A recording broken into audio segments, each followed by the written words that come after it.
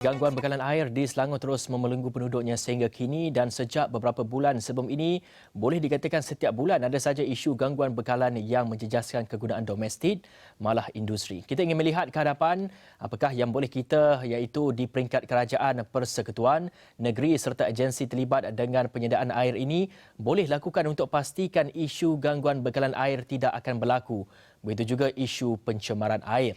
Dan ia menuntut satu pelan jangka masa pendek dan panjang untuk kita menangani permasalahan ini. Dan pastinya menuntut juga penggunaan teknologi moden dalam menambah bekalan air bersih ini. Dan untuk itu kita bersama Fellow Akademi Sains UCSI University, Profesor Datuk Dr. Ahmad Ibrahim di talian ketika ini. Prof. Ya. Hello. Prof, semalam kami ada mendapatkan Ketua Pegawai Eksekutif Pengurusan Air Selangor, Suhaimi Kamarazaman, dan beliau ada menyuarakan untuk menggunakan air laut sebagai sumber untuk disalurkan kepada pengguna pada masa depan. Adakah ia boleh direalisasikan dan apakah kekangan kita untuk kita merealisasikannya? Well, saya lihat teknologi untuk mendapatkan fresh water daripada air laut memang dah digunakan merata-rata Singapura, Middle East.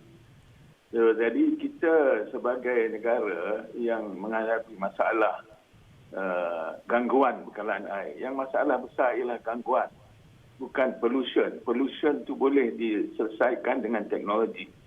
Yang saya herannya kenapa kita harus tunggu 30 tahun, 40 tahun baru nak implement benda ni.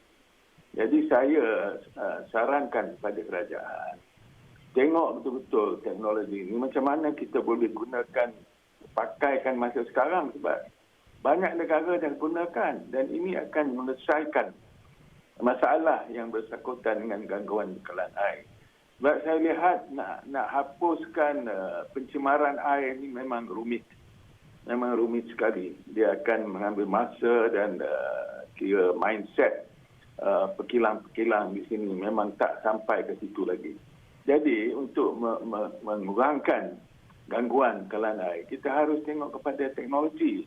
Teknologi membran ni bukannya baru, dah lama dan sudah banyak dilakukan di negara-negara dan kosnya pun telah banyak turun. Jadi saya lihat kerajaan Selangor yang memang banyak bercakap pasal smart state dan sebagainya, sudah sampai masanya untuk menggunakan teknologi ini untuk menyelesaikan gangguan bekalan air yang kerap berlaku. Sebab air ini memang benda yang berharga, bukan juga untuk household, untuk industri, dan saya percaya kalau ditingkatkan kos ataupun bayaran daripada industri bekalan air apabila berlaku pencemaran digunakan membran, saya percaya industri pun, dia memang industri tak mau gangguan bekalan. Kalau dia kena bayar sikit lebih, apa salahnya? Sekarang pun kita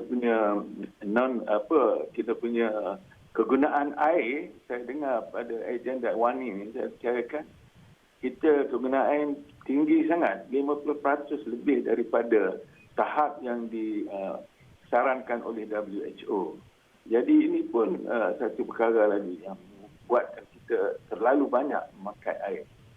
Jadi saya ingat gangguan bekalan air ni boleh diselesaikan kalau kita gunakan teknologi moden dan kita tak harus tunggu macam yang diberitahu oleh Air Selangor pada agenda Wani itu. Dia kata dalam 20-30 tahun baru nak pakai. Ini saya ingat tak betul. Ya. Prof, kita mengambil contoh negara jiran kita, Singapura, banyak menggunakan teknologi baru. Ada teknologi new waternya dan gunakan air laut sebagai sumber bekalan air mentah. Adakah di Selangor boleh juga kita laksanakan ini? Sudah semestinya ia memakan kos yang agak tinggi dan kita mengambil kira juga Selangor ini merupakan negara yang termaju. Ya, saya fikir Selangor boleh buat benda ni. Dan Selangor sudah pun memberitahu dan dia akan menjadi smart state.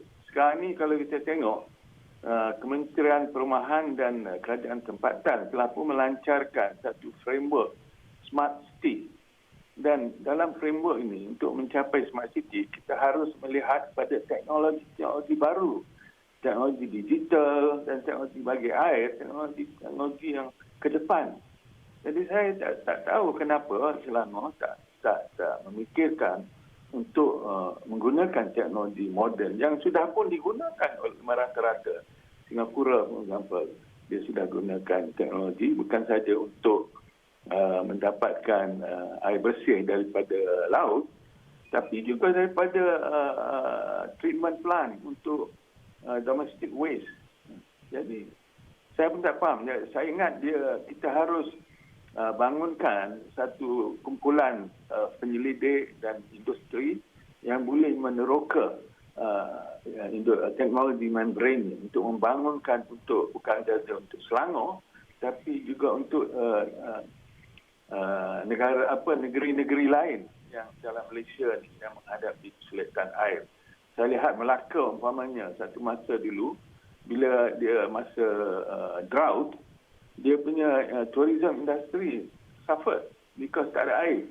So dia dekat dengan laut. Kenapa tak boleh pakai air laut dan gunakan teknologi membrane untuk berapa yang dah hilang daripada tourism punya downturn masa musim kemarau.